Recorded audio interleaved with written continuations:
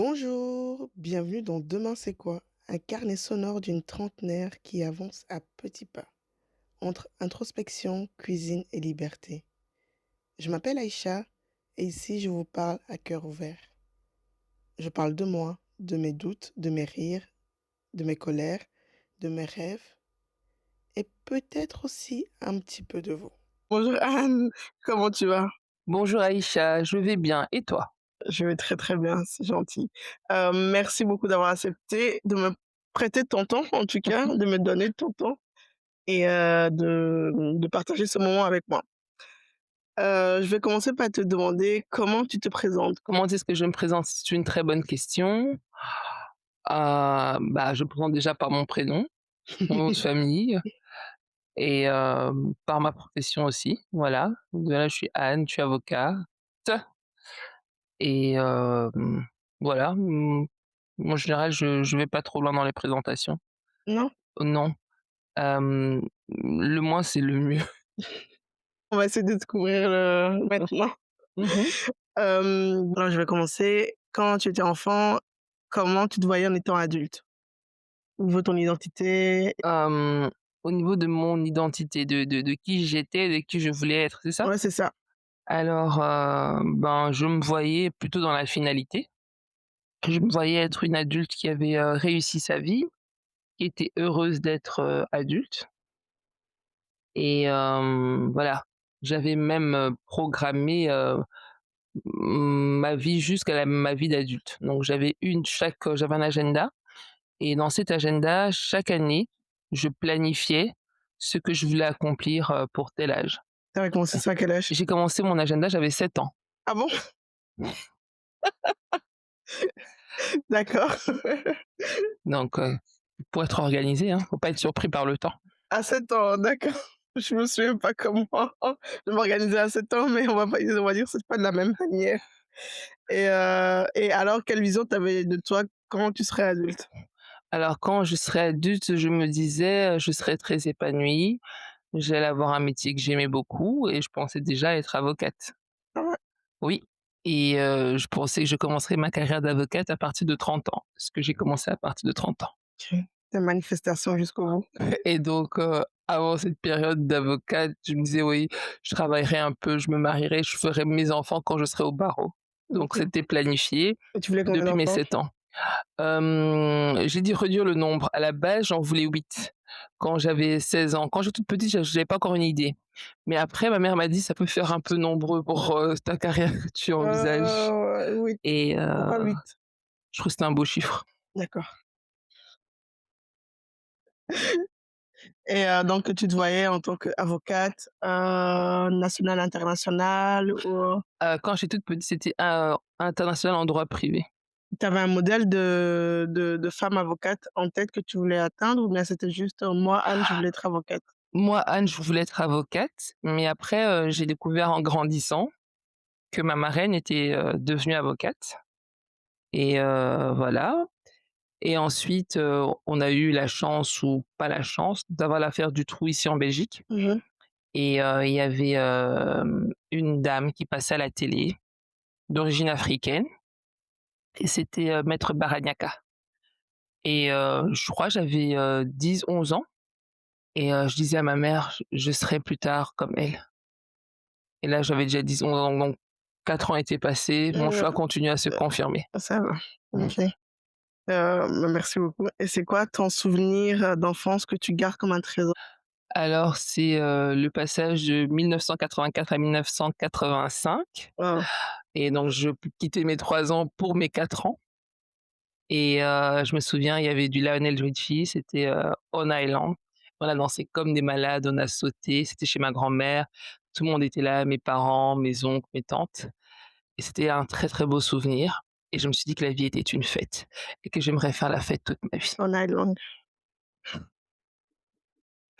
Donc voilà, donc on est là aussi pour s'amuser un peu, hein, Mmh. voilà. Totalement, totalement. Alors toi, comme tu as vraiment une mémoire assez précise au niveau des dates, de quand tu c'est quoi le plus long souvenir que tu as eu, de toi? Parce que là, tu me dis il y a à 3 ans. Oui. Le plus long souvenir que tu as de toi, c'est à quel âge?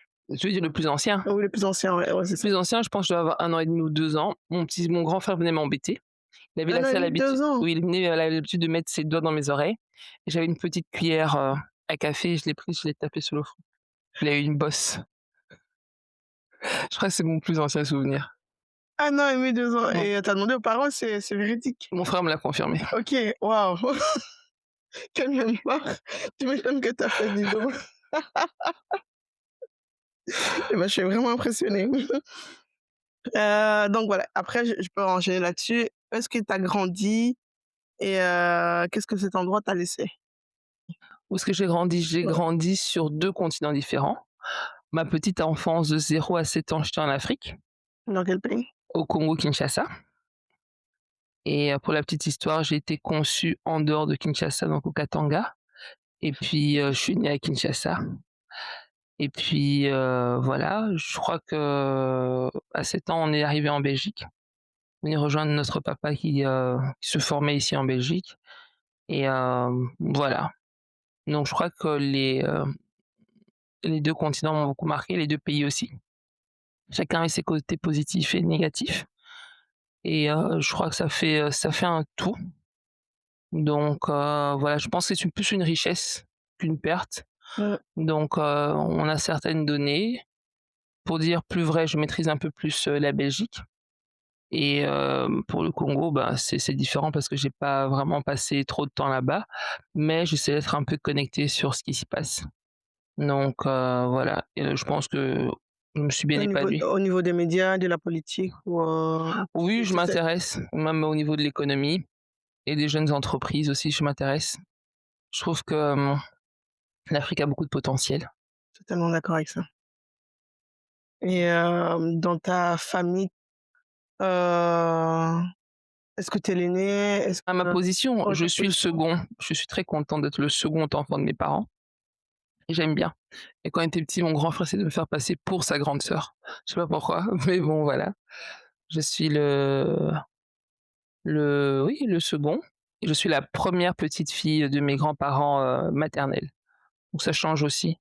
Donc quelque part, je suis l'aînée indirectement et Tu es chez mes l'aîné. parents, je suis aussi l'aîné des filles. Quelque part, oui, mais Vous êtes combien? 5. Donc 2 garçons, 3 filles. Parfait. Est-ce que ce positionnement de la seconde t'a avantagé ou non en étant adolescente? Avantagé, je sais pas s'il y avait un truc à faire, c'est ma mère qui me demandait à moi, je sais pas si c'était un avantage, mais ça m'a permis aussi d'apprendre pas mal de choses, un peu plus vite peut-être que les autres, mais sinon, c'est avantagé, enfin moi je me suis pas sentie privilégiée plus que les autres ou peut-être, discriminée. Dans quel sens? Non, je ne pense pas. Je pense pas, c'est vrai que mon petit frère avait un traitement de faveur quand même parce que nous on avait droit à un paquet de chocotoff pour, nous 3 et puis il avait son paquet de chocotoff. Par ça, moi je pense pas que j'ai été vraiment, discriminée plus que les autres, non je pense pas. OK et quelle adolescente étais-tu? Assez réservée. J'aimais jamais me faire voir, j'avais toujours un pied en retrait.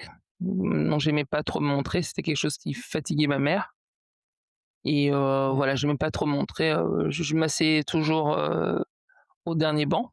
Puis j'ai remarqué que les profs emmerdaient souvent les gens qui étaient assis au dernier banc et je me suis mise au premier banc pour ne plus être dérangée.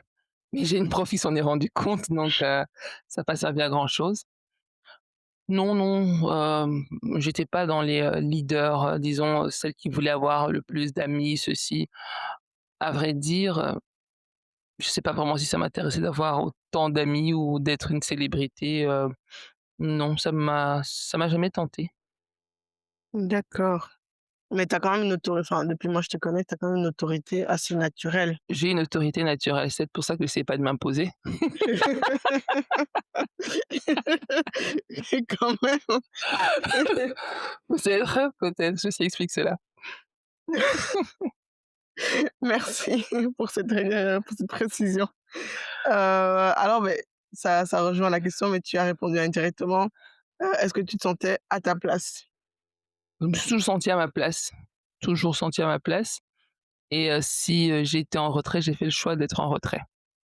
C'est vrai que l'adolescence, c'est pas facile, j'avais beaucoup d'acné, Peut-être c'est ça qui a peut-être, un peu, comment dirais-je, ralenti la survenue de mon charisme. Mmh. Mais, sinon, je trouvais que j'étais adaptée là où j'étais, que ce soit dans mon milieu familial ou même à l'école. Je pense que là où j'ai étudié, c'était l'endroit où je devais être, les amis que j'avais, je pense encore aujourd'hui, c'était les amis que je devais avoir. J'en avais pas trop, mais c'était, des personnes qui étaient réellement vraies. Je crois que voilà, c'est à l'université que j'ai rencontré le plus d'hypocrisie. En secondaire, je pense qu'on est vrai, à l'école primaire aussi, normalement. À l'école pr ouais, je Normalement. normalement, il y a on entend quand même des choses. Oui, on peut entendre des choses, mais normalement, on est encore assez, intègre ou naïf ou pur. Donc voilà. Et à ce moment-là, alors comme tu étais en réserve, pas trop tu choisissais, avec qui tu voulais te mélanger ou pas? Est-ce que tu avais, des petits copains, une vie sentimentale à ce moment-là? Non, les garçons m'ont jamais intéressé tout le temps que j'étais à l'école secondaire. Jamais? Jamais, jamais. Et j'ai eu une titulaire qui s'en est même inquiétée.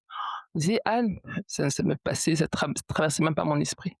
C'était vraiment un truc, je sais pas, mais ni chaud ni froid. Je voyais des copines qui avaient des copains, mais moi personnellement, je regardais ça de très loin.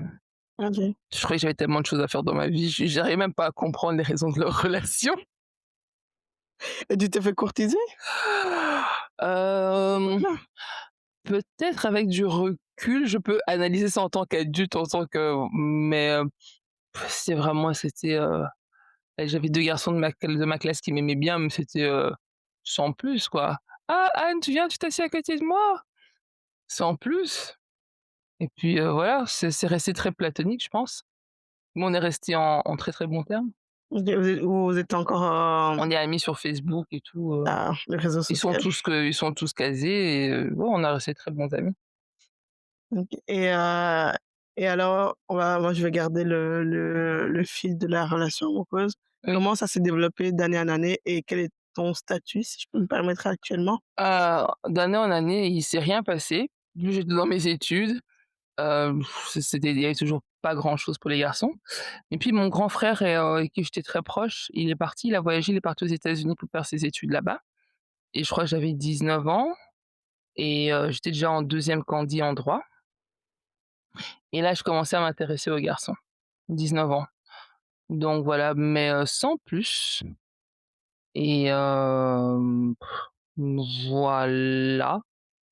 20 ans, je suis quelqu'un qui s'est déplacé de la France pour me dire qu'il m'aimait. Il avait un souvenir de moi petite, Petit de quel continent? d'Afrique. Je l'avais connu, j'étais petite, j'avais quoi? J'avais 4 5 ans. Et il se souvient de toi Oh quand il oui, a eu, 30 ans, il dit: «Je vais oui, venir», il avait 1 an plus que moi. c'est C'était très romantique ouais. et ça a été mon premier petit copain, très platonique, mais c'était très bien. Et après ça donc tu as rencontré d'autres hommes? Après ça, j'ai commencé à être fort, fort courtisée, mais je crois que j'aimais bien mon petit copain là et donc on essayait de s'organiser, mais c'est très compliqué. Parce qu'il était en France, moi j'étais en Belgique et je me voyais mal dire à mes parents: «Ah, je vais faire un tour en France pour voir mon petit copain» ou vice versa. Donc ça s'est, estompé tout naturellement. On avait regardé un contact parce qu'à l'époque on avait déjà les GSM, mais sans plus et et voilà, c'était comme ça et jusqu'à ce qu'il y ait un autre événement dans ma vie. Donc là, je devais passer en première licence. J'étais déjà en première licence. À 20 ans, j'étais en première licence.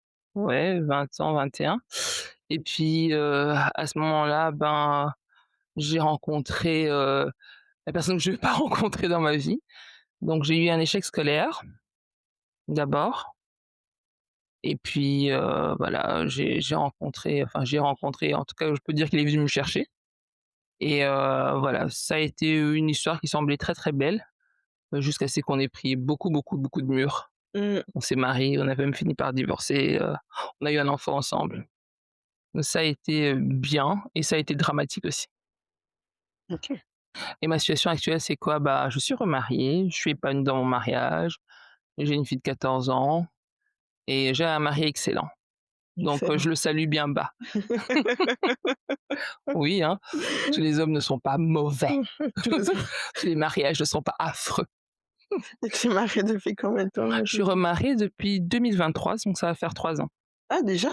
Le temps passe vite, hein. Ah oui, ouais, je vais Ah oui, OK. ah oui, Ah oui, oui, j'ai perdu le fil.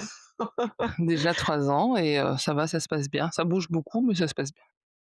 Parfait, merci beaucoup pour, alors quels conseils pourrais-tu donner, aux femmes, enfin, ou ça peut être aussi aux hommes, mais, aux femmes qui se retrouvent dans des mauvaises situations, en couple et tout, et qui ne voient pas le bout du tunnel? Alors, le principe de base, aime-toi toi-même. Je pense que la plupart du temps, les gens sont dans des situations difficiles parce qu'ils s'aiment pas assez eux-mêmes et qu'ils tolèrent beaucoup de bêtises. Je suis passé par là, ou qu'ils n'ont pas suffisamment de confiance en eux, ou tout simplement par accoutumance. Une relation, si elle est toxique, c'est comme, de la cocaïne, le crack, l'ecstasy et l'alcool et autres choses. Et les gens prennent pas le temps d'apprendre à se connaître, à s'aimer, voir ce que j'aime réellement, ce qui me plaît réellement avant de se lancer dans la vie de couple. OK. Et ils sont là, ils veulent absolument être dans la vie de couple, ils savent même pas ce qu'ils veulent faire dans la vie de couple. Ils ont pas de vision pour cette vie de couple. Ils se connaissent pas eux-mêmes non plus, ils voient pas non plus comment ils vont s'épanouir dans la vie de couple. Donc, à partir du moment où on ne sait pas où on va, où va-t-on? Qu'est-ce qui t'a permis de clarifier tes idées, d'être ancré et de savoir d'avoir compris un peu tout ce que tu viens de dire là pour Alors, t'en sortir, oui, oui. Alors il m'a fallu quoi? Il m'a fallu, des rudes épreuves pour me rendre compte que tout ce qui brille n'est pas or. Et après cette rude épreuve, j'ai changé ma vie. Donc je travaillais dans le notariat, j'ai quitté le notariat, je suis devenue avocate. Parce que je suis pas devenue avocate tout de suite, donc je suis, devenue avocate, si je ne m'abuse, à 29 ans et donc j'allais sur mes 30 ans et voilà. Donc oui, je peux dire, cette souffrance, cette galère, ça m'a permis de me remettre en question, de me poser la question réellement: «Comment j'ai fait pour me rendre dans pour entrer dans cette situation?» Je voulais avoir une vie heureuse, je voulais être épanouie. Comment est-ce que j'ai fait pour mettre, mes pieds dans le plat? Voilà, pour quelque part participer à la destruction de ma propre existence et j'ai fait un travail sur moi. Le premier travail, je me suis posé la question: «Comment est-ce que j'en suis arrivé là?» Et j'ai pas commencé à regarder l'autre avec ses défauts, parce que tout le monde a ses défauts. Mmh. Je me suis intéressée à moi-même. Quels étaient mes principaux défauts? Quelles étaient mes failles? Et j'en ai vu quelques-unes. J'avais grandi dans un foyer très, très épanoui, mes parents étaient très, très bien ensemble. J'allais à l'école comme beaucoup d'enfants et à l'école, j'ai rencontré, en venant de l'étranger, du Congo, j'ai rencontré le racisme. J'avais quoi, 7 ans? J'avais une professeure qui m'oppressait, j'avais une année d'avance et ça l'insupportait que j'ai, une année, d'avance et voilà. Elle a tout fait, elle a fait des pieds et des mains pour qu'on me remette en deuxième primaire, alors que j'étais déjà en troisième et j'avais déjà entamé la moitié de l'année. Donc en décembre, on m'a fait, rétrograder de la troisième à la deuxième primaire.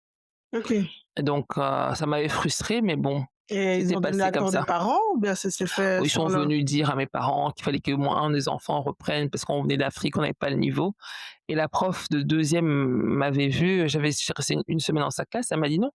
Elle avait dit aux parents et à la direction, «Elle a déjà le niveau, elle a rien à faire ici».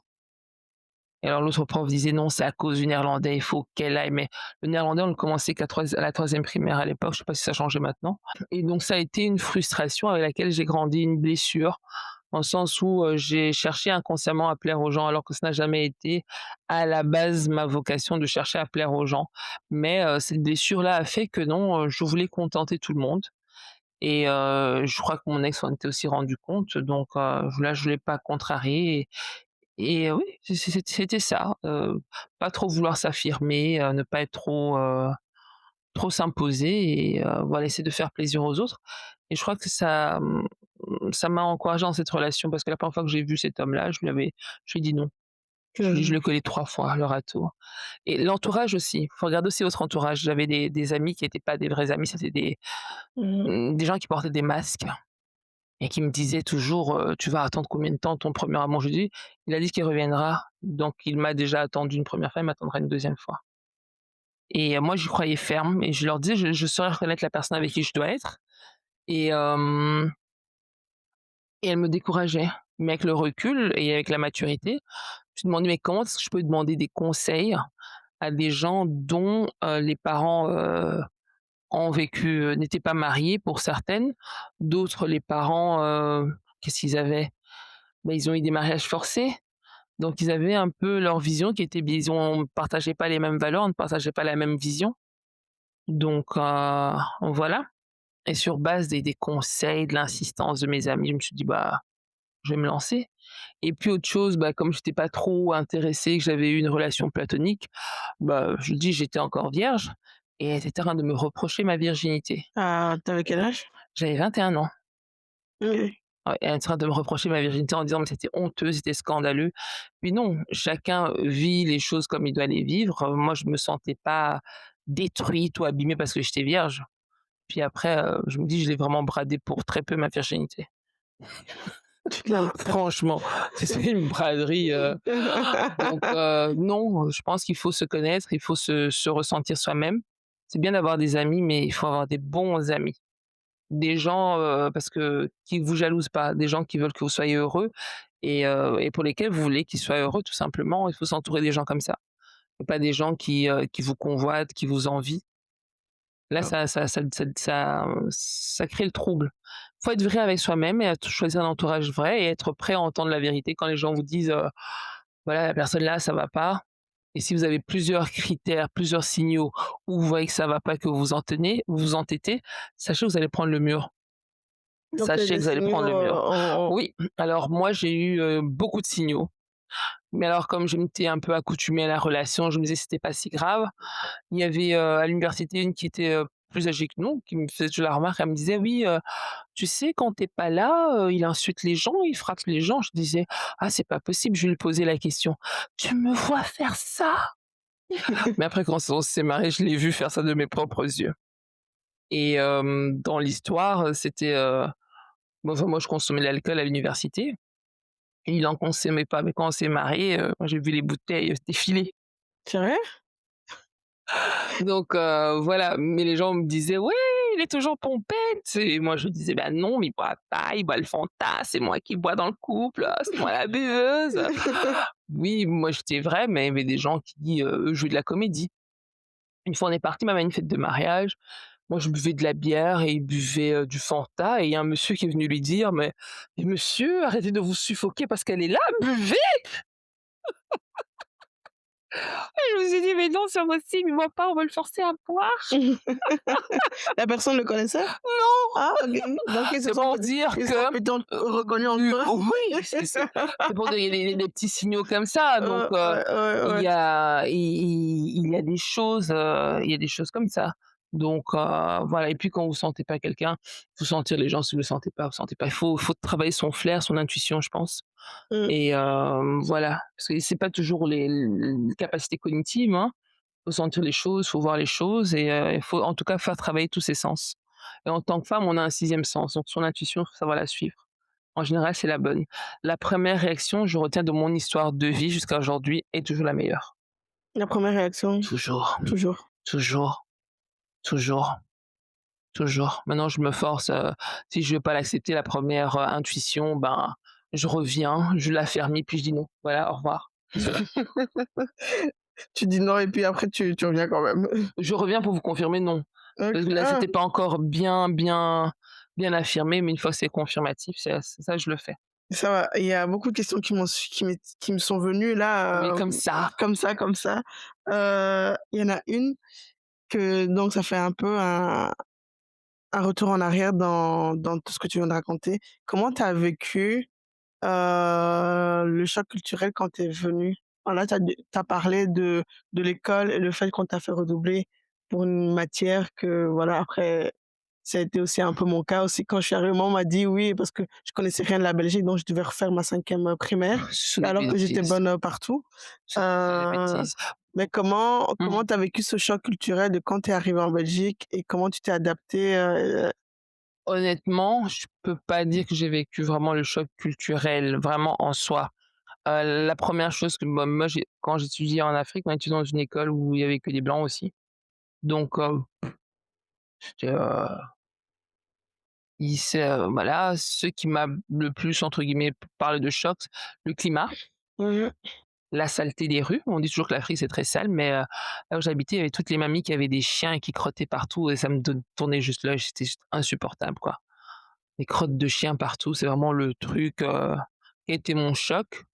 Puis avec le froid, ben, on s'est adapté au froid et le reste, quand on est arrivé, on avait déjà notre papa qui était ici, donc je sais pas si on a vraiment fait un effort d'intégration, on s'est fait des amis assez rapidement, ça a été.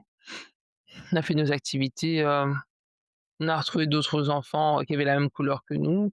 C'est vrai qu'à l'école primaire, on était les seuls enfants noirs. On a croisé quand même oui, je crois ma sœur, elle avait dans sa classe, une autre petite fille noire, en maternelle.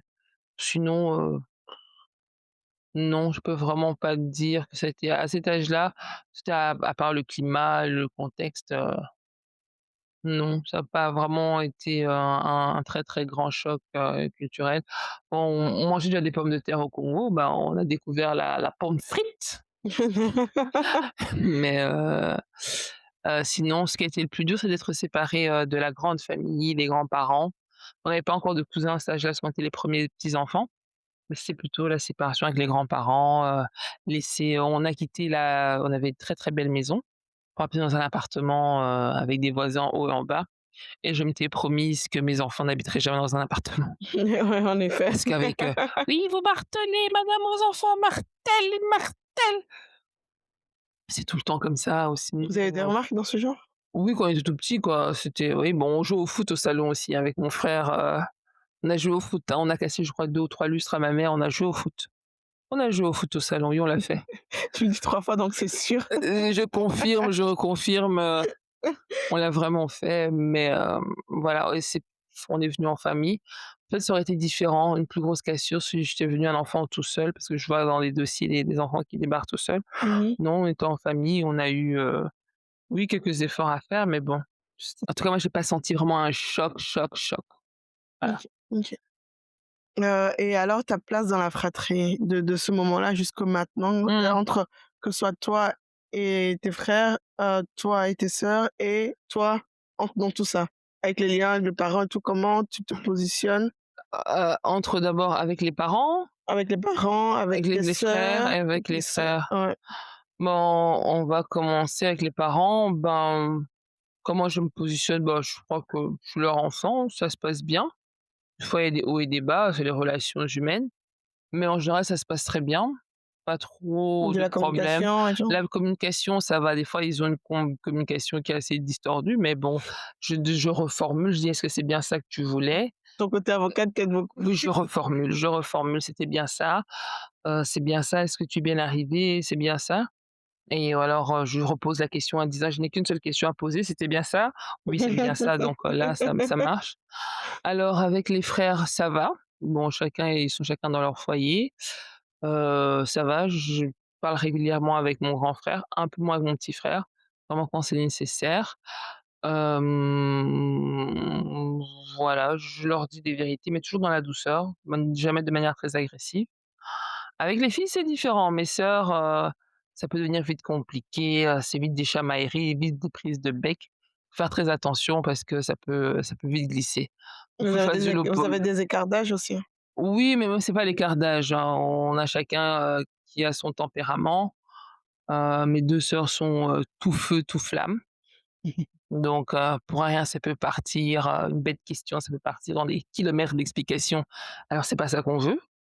Enfin, je sais pas si c'est un défaut, mais j'aime bien que les choses soient claires, soient concises et qu'on ne tergiverse pas. Quand ça devient des grands, grands discours à un moment donné, moi-même je regarde, je dis: «Mais» et la dernière fois, on est partis justement, réserver une salle pour l'anniversaire de ma maman et donc ma sœur m'a dit: «Écoute, je saurais pas être là, vas-y à ma place, j'arrive».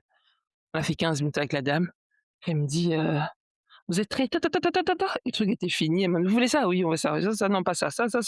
C'était réglé. Elle m'a dit: «Ah, c'est bien, hein». Vous êtes très, carré comme ça. Je m'avais posé la question de ce que je voulais, je suis pas entrée dans des grandes explications, je veux ça, ça et ça, et puis c'est tout. OK. Donc voilà, mais ça va, en gros, on peut dire qu'on entretient des bonnes relations et il y a pas vraiment d'hypocrisie, hein, les gens se disent ce qu'ils pensent, des fois ça part dans des clashs, dans des choses comme ça, des fois je reste dans mon coin, des fois chacun reste dans son coin, mais bon ça va. Ça va et puis après, 2 jours après, je crois, c'est passé. et ouais, je vous imagine très bien dans ce genre de dynamique et alors ta place dans tout ça? Maintenant là, tu as bien défini avec les parents, voilà, tu as Oui, la position de l'enfant, ben, tu as ton rôle d'aînesse aussi qui est là avec les bien sûr, filles ma place et dans tout ça, comment je me sens dans tout ça. ouais, c'est ça. Bon, ça fait partie de mon histoire, ça fait partie de mon héritage, génétique, social, donc oui, c'est là où je suis, est-ce que j'ai nécessairement envie de changer ça? Non, je pense pas, donc j'y suis, j'y reste, mais les relations, elles sont toujours à revoir à la hausse. Essayer de toujours de faire du mieux pour qu'elles soient les plus sereines possibles, Mmh. les plus apaisées possibles En et posant des questions, en faisant quoi? En étant nous-mêmes alignés par rapport à ce qu'on veut ou bien en verbalisant ce qu'on souhaite chez l'autre? heu, en restant aligné à ce qu'on veut, en étant aussi à l'écoute des autres et en s'exprimant aussi parce que des fois les gens, même dans les relations, amoureuses, les gens ils pensent que les autres savent exactement ce qui se passe dans leur tête.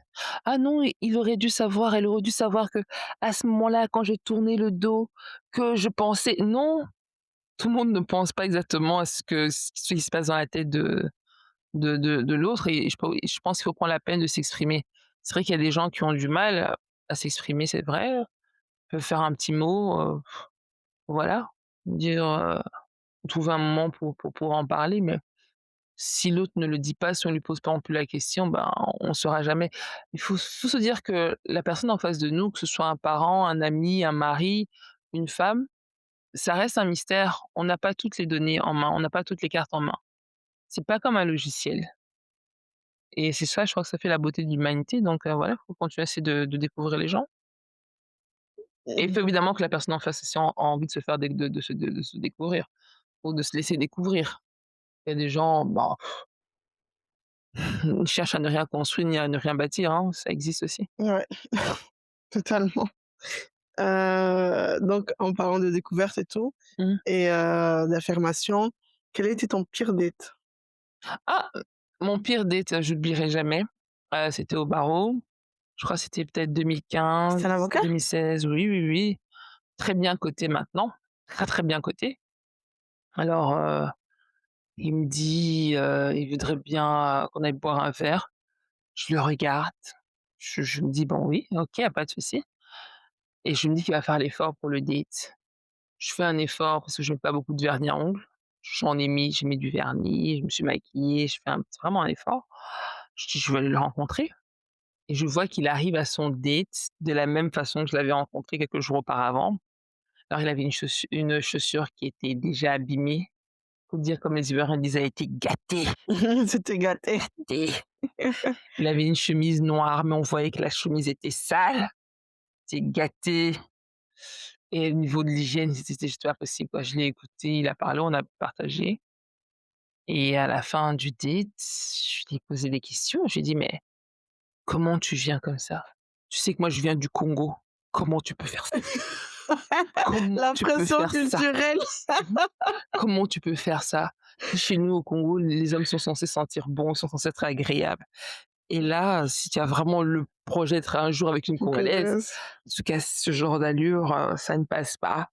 Tu as pas mis de parfum, d'odeur corporelle». Je lui ai dit, mais de manière assez douce.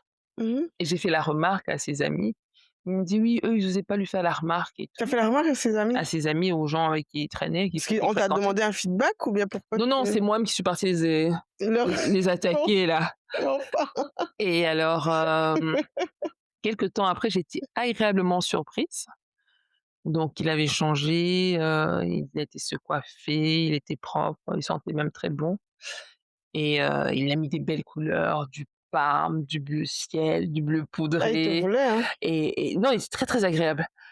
Moi-même, je l'ai félicité, je dis: «En tout cas là, alors là, Tu serais venu comme ça en non, date? non, je suis pas sûre que je l'aurais pris si c'était venu comme ça». Mais je me suis dit, «Là, il y avait du progrès» Mmh. et puis je crois 1 ou 2 ans après, il s'est marié Ah! et maintenant, ça c'est le dandy de chez dandy. Donc là, je crois que sa cote, elle a bien monté. Je lui Vous en avez rediscuté après son changement de look oui, ou on pas? a discuté et tout, il en avait ri, il m'a dit: «Merci». merci parce que voilà, il y avait personne pour lui le dire. Et lui-même, il le voyait pas que Peut-être qu'il était préoccupé par d'autres choses, hein, des fois dans mmh, la vie, on peut être déconnecté de soi-même, ça arrive. mmh, ce que tu vas dire, ça m'a fait rire. Est-ce que tu penses que l'origine dépend de l'attirance qu'on peut avoir envers quelqu'un? Et voilà, en étant toi congolaise et tout, si tu voilà, si tu rencontres juste quelqu'un qui est juste simple sur lui, pas comment tu viens de décrire, qu'il était sale et cetera, Hein, hein. mais que s'il y a pas un petit attrait physique en plus, un petit effort de style vestimentaire ou quoi que ce soit et tout, que toi, en les Congolais, enfin voilà, après je mets un gros guillemet, ne venez pas attraper ma veste, Mmh mh, mmh. Mmh. que ça peut passer ou ça passe ou ça casse quoi, tu vois? Je reformule la question. Tu veux dire que, si la personne peu importe les origines, Ouais, mais la personne doit avoir quelque chose, enfin, qui me rappelle le Congo, c'est ça? ouais, c'est ça. Je peux te dire oui, il a une influence culturelle, pas que ça me rappelle nécessairement le Congo, mais culturellement, en tant que femme congolaise, d'origine congolaise, la propreté est très appréciée. La propreté de l'homme est très appréciée. Mmh Peut-être pour ça que j'aime mon mari. Non, et un minimum de, être, oui, être soigné et prendre le temps pour soi. Ça veut dire quelque part aussi qu'on peut prendre aussi le temps pour les autres. On demande pas on peut être extrêmement soigné, hein. Un homme qui fait des heures dans la salle de bain, c'est mauvais présage ça. C'est comme un oiseau de mauvais augure. Mais un homme, soigné, parfumé, des ongles nets, ouais, c'est bien, des dents bien brossées, c'est bien, je crois que c'est le minimum. mmh C'est l'hygiène de base, moi j'estime. Peut-être que je vais en choquer mh, d'autres, mais pour moi, c'est l'hygiène de base, une peau hydratée, c'est l'hygiène de base, sentir bon, c'est l'hygiène de base. totalement. Donc voilà, être coiffé aussi, c'est l'hygiène de base. Je suis pas congolaise, mais ça fait partie aussi de mes critères, je pense que c'est L'hygiène, je sais pas si c'est l'hygiène. un truc congolais, mais bon, peu importe l'origine de la personne, au moins qu'elle soit propre. Ouais. Je pense que c'est agréable, une maison propre. Je crois qu'une femme propre, un homme propre, des enfants propres, c'est toujours agréable. Mmh mh.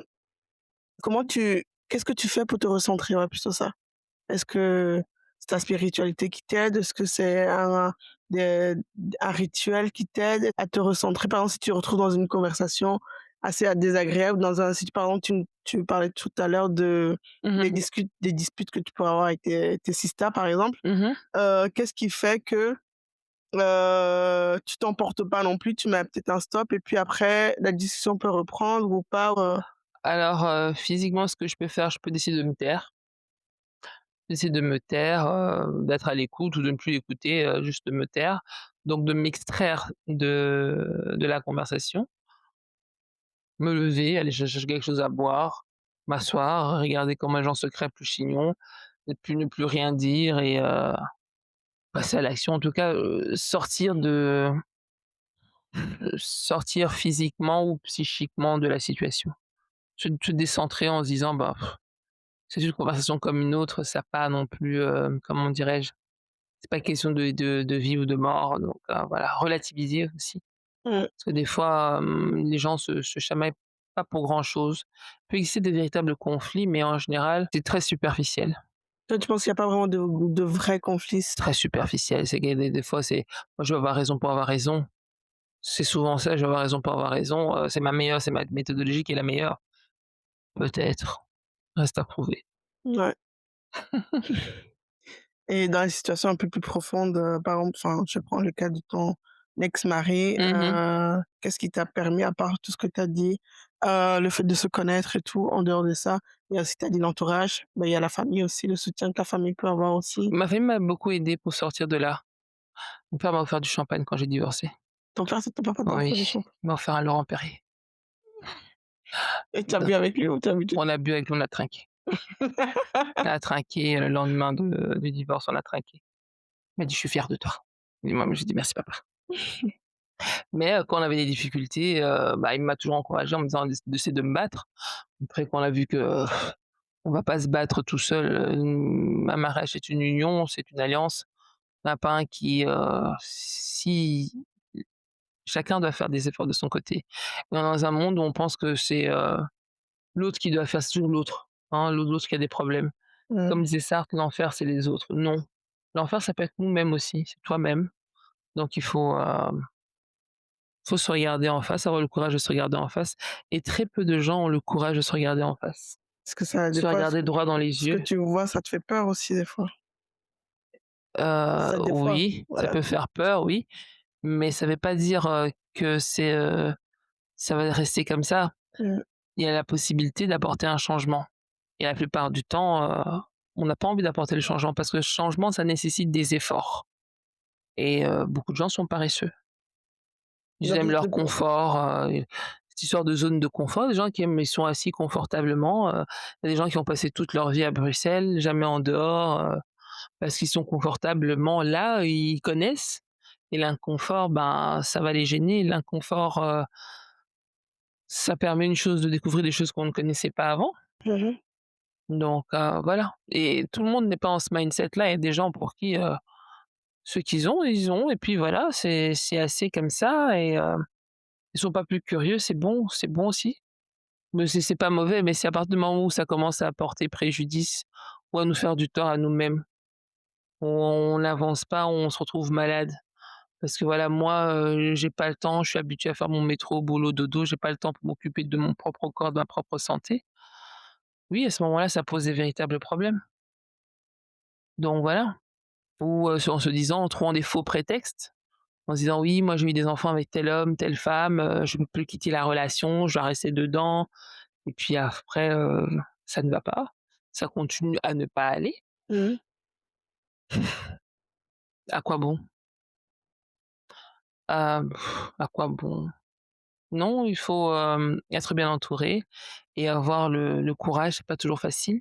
La dernière fois, on en parlait, tu me disais: «Oui, tout le monde n'est pas forte comme toi». Je dis: j'ai passé aussi des moments très pénibles, mais à un moment donné, il faut prendre une décision. Est-ce que je vais rester à me lamenter toute ma vie ou est-ce que je vais choisir de me lever et d'avancer? Oui, mais ça, c'est un travail qui se fait aussi, Au fur et à au fur mesure, et à mais il faut mesure. déjà que ça commence quelque part et ça commence déjà dans la pensée. Est-ce que je vais continuer à rester avec cet homme qui me maltraite, qui m'insulte? Est-ce que je vais continuer à rester avec cette femme, qui me manque de respect, qui est grossière, qui me malmène? Est-ce que je vais continuer comme ça? Il va falloir le courage de se projeter, se disant: «Est-ce que dans 20 ans, je vais apprécier ça? Qu'est-ce qui va se passer, si je meurs aujourd'hui entre les mains de cette personne?» Je pense que dedans, les gens devraient se poser cette question-là plus souvent. Qu'est-ce qui devrait se passer si je meurs entre les mains de cette personne? Qu'est-ce qu'il va faire de mon corps? Qu'est-ce qu'il va faire de mon cadavre? Qu'est-ce qu'il va faire de mes volontés? Je pense qu'en rentrant dans une relation, les gens devraient se poser cette question-là. Ouais, Oui, ce serait beaucoup plus, concret. Est-ce que j'ai ouais, envie que mon corps soit bafoué, c'est Est-ce chaud, hein, que dès le j'ai départ. il faut se poser les bonnes questions dès le départ sur quelque chose de sérieux. Il faut se poser les questions sérieuses, parce que la vie, les gens veulent la prendre à la légère. Non, il faut la prendre au sérieux. C'est une chance, il y a des gens qui auraient voulu être vivants et qui sont plus avec nous. Alors, de ceux que nous avons, je pense qu'il faut qu'on honore la vie. On peut pas se permettre, d'en faire tout et n'importe quoi. C'est une chance et oui, c'est une chance, il faut bien la saisir, il faut bien vivre sa vie. Il faut très bien vivre sa vie, du mieux qu'on peut, la vivre la plus joyeusement possible, la mieux possible, avec les meilleurs possi c'est une expérience, chacun vit son expérience. Moi, en tout cas, je trouve qu'être heureux, être joyeux, c'est important. Il y a des gens qui cultivent la tristesse, l'art de la mélancolie et tout, c'est un choix. Moi, personnellement, dans ma vie, j'aspire au bonheur. Voilà, est-ce que tu veux en faire un lien avec ta spiritualité? Est-ce que je peux en faire un lien avec ma spiritualité? Je pense que Mmh. ma spiritualité, me confirme plus dans ça, parce que moi je suis, chrétienne, catholique, pratiquante et convaincue. Je suis convaincue, Convaincue, j'aime bien le convaincre. convaincue, j'ai fait mon expérience personnelle et je me dis il y a des difficultés certes dans la vie, mais on n'a pas été créé pour souffrir. Oui, il y a des difficultés, ça nous permet d'avancer. Ça nous permet d'avancer, de pas rester dans les mêmes positions et je me rends compte, beaucoup de changements que j'ai apportés dans ma vie, c'est parce que j'ai rencontré certaines difficultés. J'ai quitté une profession, j'ai quitté un homme, j'ai quitté des cabinets d'avocats. Mmh. Donc à un moment donné, la difficulté, la confrontation, ça nous aide à grandir. Sinon, on grandirait pas, on serait toujours là, dans notre petite zone de confort. Oui, apprendre à marcher, c'est un effort que tout le monde a fourni sans trop grincher des dents, donc je vois pas pourquoi est-ce que pour la suite, il faut commencer à grincer. Apprendre à être propre, ça a été un effort que nous tous, chacun a fourni. La majorité, en tout cas, des personnes que je connais. Ça donc voilà, on a fourni un effort, voilà. Donc je pense oui. Oui, avec ma spiritualité donc je suis pas dans la logique du tombeau, je suis dans la logique du ressuscité. On meurt et puis on renaît. On n'est pas tous les jours la même personne, on redevient d'autres personnes, on grandit, il y a une évolution et chaque jour, je pense qu'il y a des tas, des milliers de cellules de notre corps qui meurent et d'autres qui reviennent. Ouais, Donc le principe est inscrit dans la nature. Alors peut-être est-ce que moi j'irais même vivre, en dehors de ce que la nature, indécidé. non, même pas l'a décidé, ce qu'elle me démontre. Pourquoi j'irais aller m'asseoir dans des situations qui m'amèneront à rien, qui vont pas m'épanouir? Si je vois tes plantes, elles sont épanouies, ça veut dire qu'elles reçoivent à manger et de la lumière. Ah ouais, j'ai des Alors plantes magnifiques. voilà, alors pourquoi voilà, pourquoi accumuler ou attiser la tristesse? Je pense que les problèmes, il y en aura toujours dans nos vies, et chacun a différentes manières de gérer le problème. Ouais, totalement ça. Pour toi, c'est quoi une vie réussie? C'est une vie où on est épanoui, où on est heureux, heureux de soi-même déjà. OK. Se regarde le matin dans le miroir, je suis là, je suis heureuse d'être vivante, je suis heureuse, j'ai des raisons pour être heureuse. Déjà pour moi-même, les gens qui m'aiment et pour les gens qui me connaissent pas et qui doivent me rencontrer un jour. Et Tous ces gens-là, quand je vois ça, je me dis: «Non, je peux pas, je je peux peux pas. tu Je veux dois pas continuer à à briller. irradier, à briller, c'est pas C'est possible». même pas vrai, c'est Oui, irradier. irradier. Et c'est ce que tu enseignes à ta fille? Oui, oui, oui, je vois aussi ses faiblesses et ses qualités. Je l'encourage chaque jour et lui apprendre que c'est pas une fatalité, des amitiés qui se cassent, qui sont pas déjà des amitiés, voilà et le changement et apprendre à la meilleure des communications, en tout cas la communication du travail. Elle fait du théâtre. Tu fais du théâtre? Oui, elle fait du théâtre, elle a un très bon prof de théâtre et le fait qu'elle fréquente, beh, l'éducation que je lui donne, qu'elle fréquente différentes personnes, différentes activités, elle commence aussi à se découvrir. Donc elle fait la danse classique, elle fait le théâtre et ça permet aussi de construire sa personnalité. Pas seulement son physique, mais aussi de se dépasser au sport. Le sport, c'est quelque chose d'important aussi. Ça nous permet de nous dépasser, de nous réorienter, de nous reconcentrer. Mmh. Et là, je trouve ça c'est terrible, c'est une bonne chose et donc elle apprend de ses échecs, que ce soit à l'école, dans ses relations, je dis: «Il faut pas rester là-dessus. Oui, c'est arrivé, mais bon, demain est un autre jour». Il faut apprendre aux enfants à relativiser, Très tôt. très tôt et en même temps leur faire prendre conscience que leur vie, c'est leur vie. C'est la leur, elle sera cette vie, ce qu'eux, ils ont projeté d'en faire. La vision qu'on a de sa vie et moi, je suis là pour dire: «J'ai eu la vision de ma vie très jeune». Ouais, très, très jeune même. Et je suis très contente de l'avoir eu très jeune. Donc voilà et j'ai maintenant je fais, des projets pour les 40 prochaines années. Mais alors moi, je vais juste te demander pour les 10 Oui, prochaines années, oui, et si tu peux parler à ton toi de 10 ans, oui. qu'est-ce que tu lui dirais? Et inversement, comment tu te vois dans 10 ans? OK. Alors, à mon moi de 10 ans, je me vois encore avec un très beau sourire. Je dis: «Bah, voilà, on a parcouru, une bonne partie du chemin et on peut être fiers de nous, que ça s'est très bien passé. Il y a eu, des hauts et des bas. C'est très bien passé, voilà, et que tu peux être fier de moi parce que j'ai réalisé une partie des rêves qui étaient les tiens et voilà et je pense que cette petite fille, bah, va toujours vivre en moi mais bah, d'être très satisfaite de l'adulte qu'elle est devenue. Très, il faut, être content de soi. Mmh, Même de ses petits pas, de nos petits pas, il faut être fier de nos petits pas, de nos grands pas, de nos moyens pas. Tout ce qui nous permet d'avancer, il faut en être fier. Donc voilà. c'est trop Alors beau. pour les 10 prochaines années, je me vois comment? Je me vois très, très, épanouie, encore plus épanouie qu'à ce stade-ci. Inch'Allah, la prochaine fois qu'on se verra, je serai manicurée, mais poudrée, On a une date où on se voit certes, on va dire. oui. Mais voilà quoi, les 10 prochaines années, je veux les consacrer pour moi, pour mon épanouissement, rencontrer aussi les autres, mais pour moi, pour être, oui, épanouie et faire aussi profiter les gens autour de moi. Je pense à une carrière plus à l'international et Dieu voulant plus d'enfants, hein, faut toujours augmenter. Donc il faut toujours augmenter à tous les niveaux, hein. C'est d'augmenter ses revenus, augmenter ses cheveux, pourquoi pas d'augmentation mammaire? Non, je plaisante. Pourquoi pas? C'est ça, Pourquoi pas? pourquoi pas? C'est ce dont tu as envie. Donc voilà. Voilà, en tout cas, un grand merci. Merci beaucoup pour ce moment, où j'en ai un petit peu plus appris sur toi alors que je savais déjà pas mal de choses et à très vite. À très, très vite. Merci, merci pour tout, merci pour les questions et je te souhaite beaucoup de succès dans ce que tu fais. Merci. Allez, bon courage. Merci.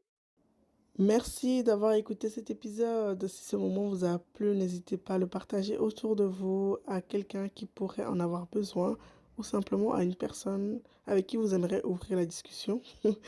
Cette saison 2 est un peu plus différente. Elle part davantage de vous, de vos expériences, de vos réflexions et tout ce qui nous relie entre nous. J'étais très heureuse d'enregistrer cet épisode et j'ai hâte de vous retrouver pour la suite. De nouveaux épisodes arrivent très bientôt. En attendant, prenez soin de vous, prenez soin de ceux que vous aimez et on se retrouve très vite pour la suite. À bientôt!